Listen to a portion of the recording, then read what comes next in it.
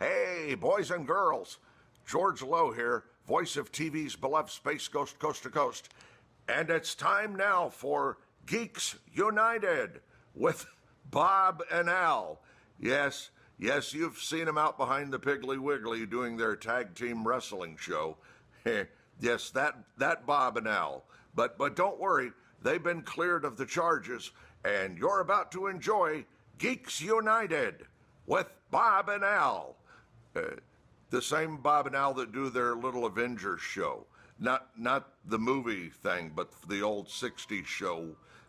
Al does a wicked Mrs. Peel.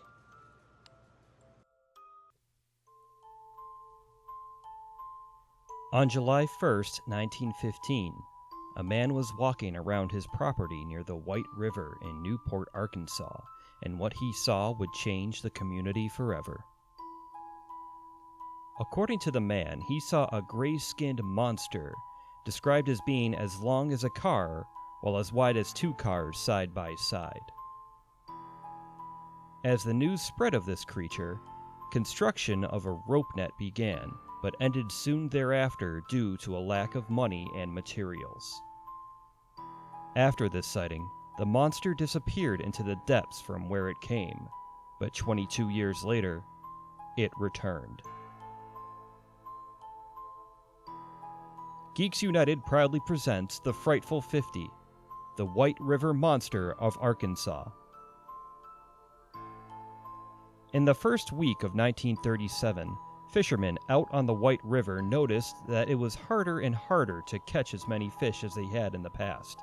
As they floated in the river and cast their lines, that's when they saw it. 22 years after the initial sighting, the White River Monster had come back. After the fishermen scrambled their boats to shore, they reported what they saw to Bramlett Bateman, a local landowner who lived by the White River. He thought the men were crazy till he looked out in the water behind them, and that's where it was, just floating in the water itself. He described a similar gray skin, like an elephant, about 5 feet wide and 12 feet long, with the head of a catfish. Seeing the creature as a threat, Bateman had the plan that any sane person would: blow the thing to hell with dynamite. Luckily, his plan was thwarted by local authorities when he went to get the needed permissions. But something did blow up: the media sensation that the sighting caused. People from around the nation came to Newport to get a glimpse of the monster. Most were armed with cameras, but there were a few who tried to follow suit as Bateman by bringing dynamite, and even one man showed up to the river with a machine gun. A failed attempt followed to try to capture the creature, once again with a net, while deep-sea divers also searched the water, but to no avail. This led to people to write the White River Monster off as an elaborate hoax, even though during this time there were over 100 confirmed sightings. After this short period of hysteria, the monster once again disappeared, only to show up in 1971.